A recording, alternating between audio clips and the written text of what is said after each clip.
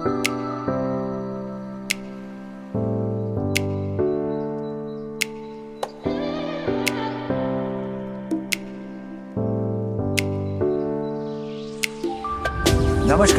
2026 की होली को लेकर ना एक बड़ा कंफ्यूजन चल रहा है। कैलेंडर देखें तो तारीख कुछ और है, पंचांग उठाएं तो कुछ और ही कहानी है। तो सवाल यह है कि आखिर सही डेट है क्या? तो चलिए आज इसी पहेली को सुलझाते हैं और समझते हैं कि 2026 में होली आखिर कब, क्यों और कैसे मनाई जाएगी। देखिए, इस साल होली की तारीखों को लेकर जो उलझन है वो सच में थोड़ी अजीब है। कुछ लोग कह रहे हैं 3 मार्च तो कुछ का मानना है 4 मार्च। और बात सिर्फ 2 तारीखों की नहीं है, बल्कि ऐसा लग रहा है कि ये त्योहार 3 दिनों तक खिंच गया है। मतलब होली का दहन किसी और दिन और रंग खेलने का दिन कोई और। आखिर ऐसा हो क्यों रहा है? तो सबसे बड़ा और सीधा सवाल यही है कि रंगों वाली होली, जिसे धुलंडी कहते हैं, वो आखिर 3 मार्च को मनाएं या 4 मार्च को। ये सवाल लगभग हर किसी के मन में है और इस पूरी बातचीत का मकसद इसी का एक साफ और सटीक जवाब देना है। अच्छा, तो ये सारी कंफ्यूजन पैदा हुई कैसे? देखिए, इसकी जड़ जो है वो ज्योतिष में है। इस साल 2 बड़ी ज्योतिषीय घटनाएं एक साथ हो रही हैं और इन्होंने होली के जो पारंपरिक कार्यक्रम होते हैं उसको पूरी तरह से कह सकते हैं कि बदल दिया है। ये सिर्फ तारीखों का टकराव नहीं है, ये शुभ और अशुभ समय का एक बड़ा ही जटिल खेल है। तो हमारे सामने ना 2 बड़ी ज्योतिषीय मुश्किलें आके खड़ी हो गई हैं। पहली है भद्रकाल। ये एक ऐसा अशुभ समय माना जाता है जो सीधे सीधे होलिका दहन के समय से टकरा रहा है। और दूसरी, जो इससे भी बड़ी मुश्किल है, वो है चंद्र ग्रहण। और ये कब हो रहा है? ठीक उसी दिन जब हम सब रंगों से खेलने का इंतजार कर रहे थे। तो ये भद्राकाल आखिर है क्या चीज? देखिए, ज्योतिष के हिसाब से ये एक ऐसा समय होता है जब कोई भी शुभ काम, खास तौर पर होलिका दहन या रक्षाबंधन जैसे त्योहार नहीं किए जाते। इसे एक अशुभ योग माना जाता है और शास्त्रों में इसका पालन करने की बहुत ही सख्त सलाह दी जाती है।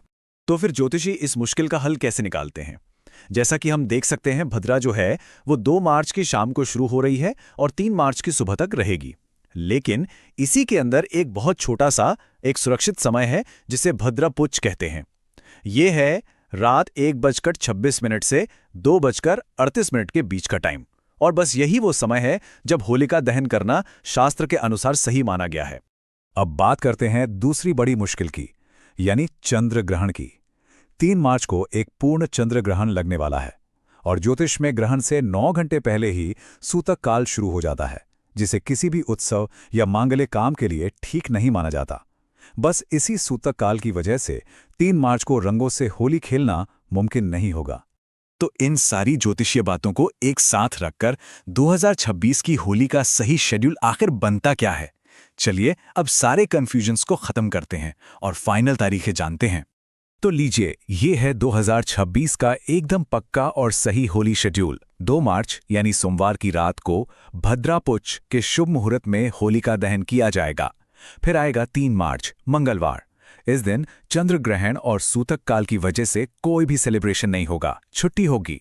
और फिर आखिर में रंगों का त्योहार यानी धुलंडी एक दिन आगे खिसक कर 4 मार्च बुधवार को मनाया जाएगा। तो अब हम ये तो जान गए कि कब मनाना है, तो चलिए अब ये भी समझते हैं कि हम होलिका दहन आखिर क्यों करते हैं। इस परंपरा के पीछे एक बहुत ही दमदार पौराणिक कहानी छुपी हुई है जो हमें इस त्योहार का असली मतलब बताती है। होली के त्योहार का जो पूरा सार है वो बस इसी एक लाइन में छिपा है। ये सिर्फ रंगों का हुड़दंग नहीं है, बल्कि ये बुराई के घमंड पर भक्ति और अच्छाई की जीत का प्रतीक है। ये कहानी बहुत जानी पहचानी है। एक घमंडी राजा था, हिरण्यकश्यप, जो खुद को ही भगवान मानता था, लेकिन उसका अपना बेटा प्रहलाद भगवान विष्णु का बहुत बड़ा भक्त था। हिरण्यकश्यप ने प्रहलाद को मारने के लिए अपनी बहन होलिका की मदद ली, जिसको आग में न जलने का एक वरदान मिला हुआ था।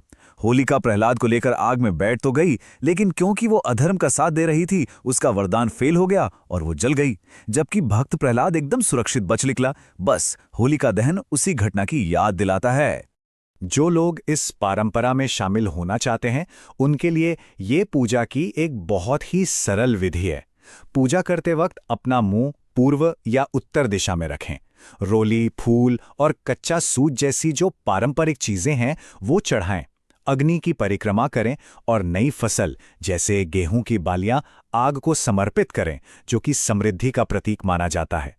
चलिए अब ज्योतिष की इन जटिल बातों से निकलकर उत्सव के रंगों की तरफ चलते हैं।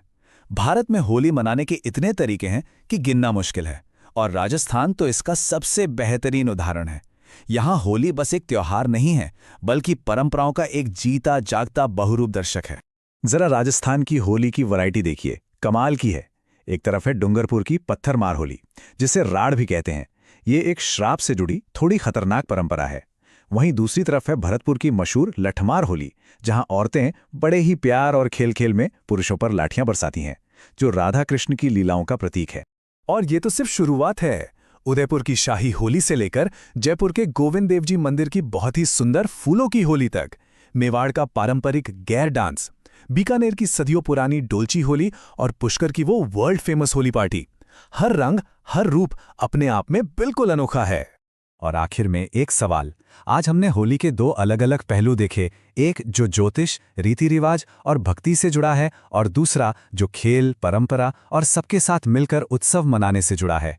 तो सोचने वाली बात यह है कि किसी भी संस्कृति की असली पहचान किससे होती है, उसकी भक्ति की गहराई से या फिर उसके त्योहार मनाने के चंचल और मजेदार तरीकों से? इस पर जरूर सोचिएगा।